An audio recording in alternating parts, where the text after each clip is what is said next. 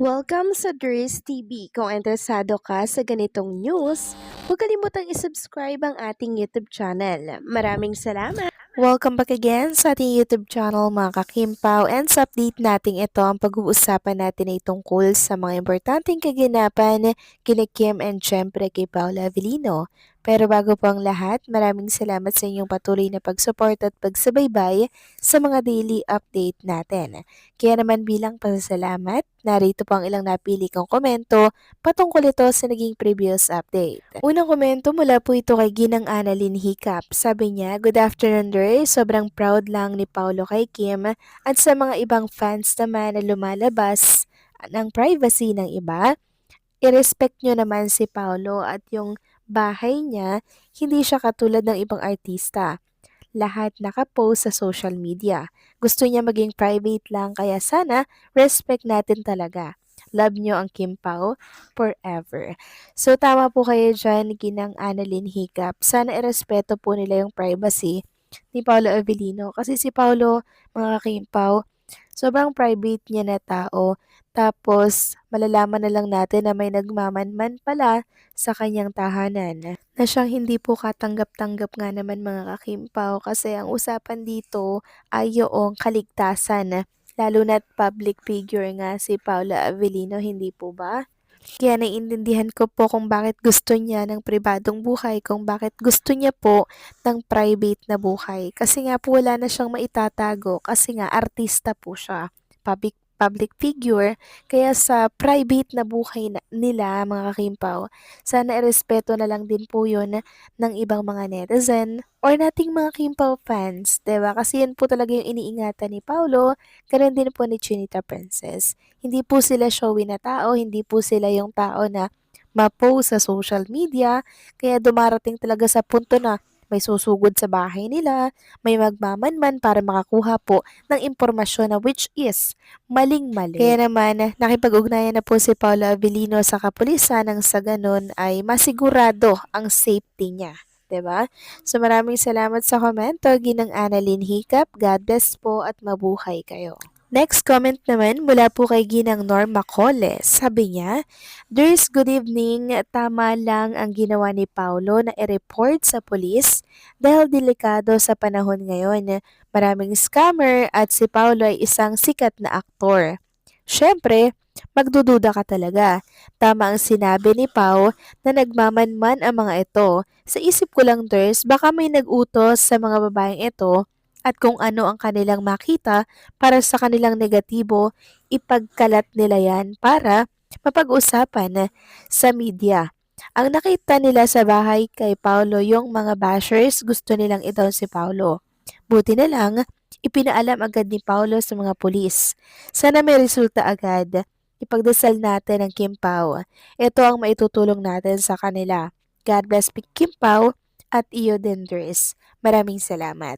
Tama po kayo dyan, Ginang Norma Cole. Talagang delikado po ang buhay ni Paulo pagka ganitong meron pong nagmamanman, 'di ba?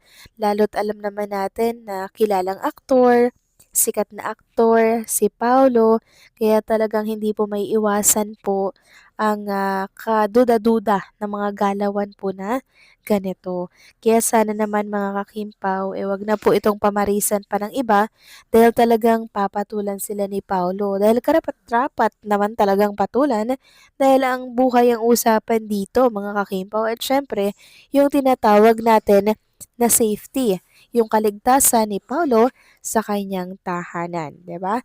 So maraming salamat po sa komento, Ginang Norma Cole. God bless po sa inyo and mabuhay kayo. So ito na nga pag-usapan na natin ng mga balita po na nakalap natin sa gabing ito. Tunahin na nga nating pag-usapan ng tungkol dito sa write-ups po ng Abante tungkol kay Kim and Paolo Avellino na kung saan ay binasbasan daw po sa ibang bansa. Ayon nga dito sa headline ng Abante, Kim Pao binasbasan ng relasyon sa Thailand. Bumida na naman sa social media si Kim Chiu nang purihin ang kanyang cultural outfit sa Thailand. Kinunan ito nang bumisita siya sa ilang mga templo kasama ni Kim sa mga larawan ng kapatid ng box office actress na si Twinkle, na pareho rin itong nakasuot ng tie o OOTD. Gandang-ganda ang Kim Paulandia sa pagkakahapit sa katawan ni Kim ng long silk skirt na tinirnohan ng lace blouse. Sabi nga ng mga comment, hindi lang binigyan ng pansin ni Kim ang cultural passion ng Thailand, kundi narespeto pa nito ang templo. Na-curious lang ang Kim Paulandia sa isa pang larawan kung saan humarap sina Kim at si Twinkle sa isang monk. Ano raw kaya ang pinupusuan? Pinabless ni Kim sa kanyang kapalaran sa taong ito. Naniniwala ang Kim Paulandia na kasama sa pagbasbas ang relasyon nila ni Paolo Avellino. Samantalang umikot na sa Kim Paulandia ang balitang kasama ni Kim si Paolo Avellino sa Thailand BK.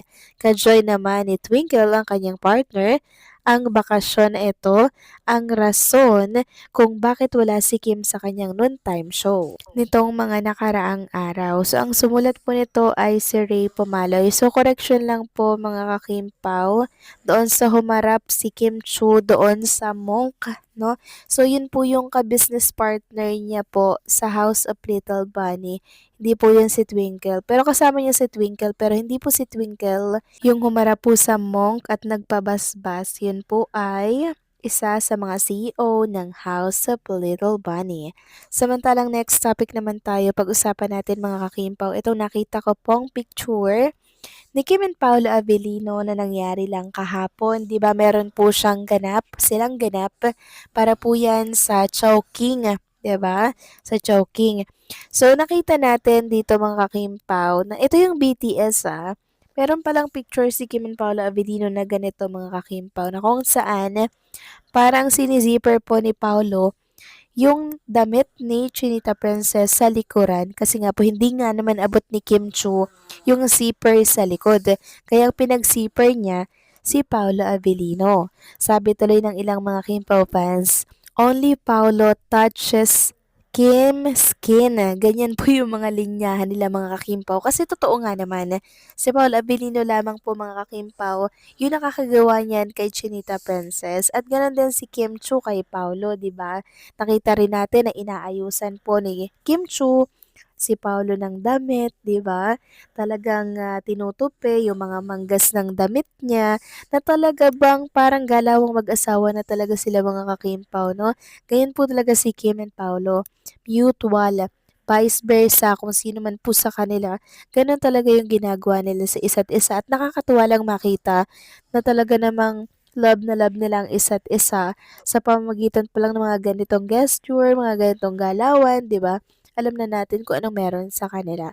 Kaya hopefully mga kakimpo sa mga susunod na taon, 'di ba yung wish natin sana po ay matupad na. So paano mga kakimpo, hanggang dito lang po ang update natin. Maraming salamat sa patuloy na pagsuporta.